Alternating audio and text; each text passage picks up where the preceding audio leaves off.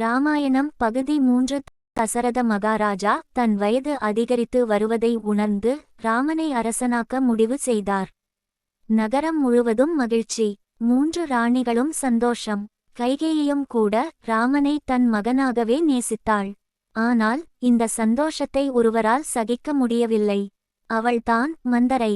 மந்தரையின் விஷ ஆலோசனை ராமன் அரசன் ஆனா பரதன் என்ன ஆகுவான் என்று மந்தரை கைகேயியின் மனதில் சந்தேக விதை விதைத்தாள்.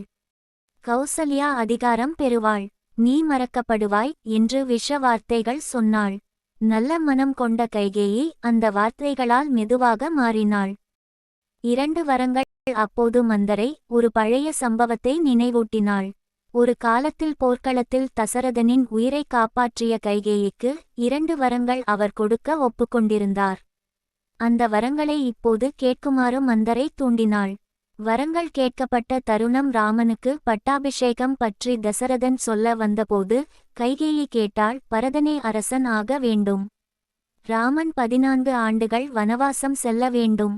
இந்த வார்த்தைகள் கேட்டதும் தசரதன் நிலை குலைந்தார்.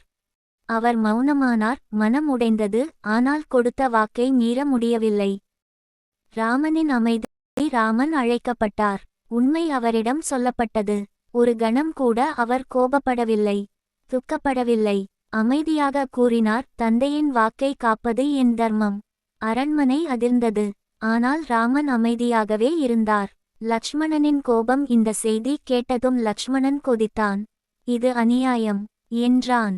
ராமன் அவனை அமைத்தார். தந்தையின் கட்டளைக்கு கீழ்ப்படிதல்தான் நம்முடைய கடமை.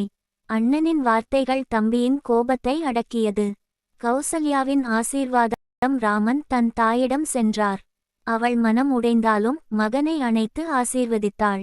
தர்மமே உன் வழி என்றாள். சீதையின் உறுதி. நானும் உங்களுடன் வருவேன் என்று சீதை சொன்னாள். காட்டில் வாழ்க்கை கடினம் என்று ராமன் கூறினாலும் சீதை பதிலளித்தாள், நீங்கள் இருக்கும் இடமே எனக்கு அரண்மனை. வனவாச பயணம். ராமன், சீதை, லக்ஷ்மணன் அயோத்தியாவை விட்டு புறப்பட்டார்கள். நகரம் முழுவதும் அழுகை. மக்கள் தங்கள் உயிர் பிரிவதைப் போல வேதனைப்பட்டார்கள். சுமந்திரன் ஓட்டிய ரதத்தில் அவர்கள் பயணமானார்கள். கங்கை மற்றும் குகன். கங்கை நதிக்கரையில் குகன் அவர்களை வரவேற்றான். பழங்கள், பூக்கள், வசதிகள் அனைத்தும் வழங்கினான். ஆனால் ராமன் எளிமையையே தேர்ந்தெடுத்தார். கங்கையை கடந்து அவர்கள் பயணம் தொடர்ந்தது. சித்ரகூட வாழ்க்கை. முனிவர்களின் ஆலோசனையின்படி ராமன் சித்ரகூட மலையை தேர்ந்தெடுத்தார். அங்கே லக்ஷ்மணன் சீதையும் ராமனும் உதவியுடன் ஒரு எளிய குடிலை அமைத்தான். அரண்மனை வசதிகளை விட்டுவிட்டு மூவரும் அன்பும் தர்மமும் நிறைந்த காட்டு வாழ்க்கையை தொடங்கினார்கள். முனிவர்களும் தவசிகளும் ராமனின் தரிசனம் பெற அவர்களிடம் வந்தார்கள். ராமாயண கதைகள் தொடர்ந்து கேட்க நம்ம சேனலுக்கு சப்ஸ்கிரைப் பண்ணுங்க.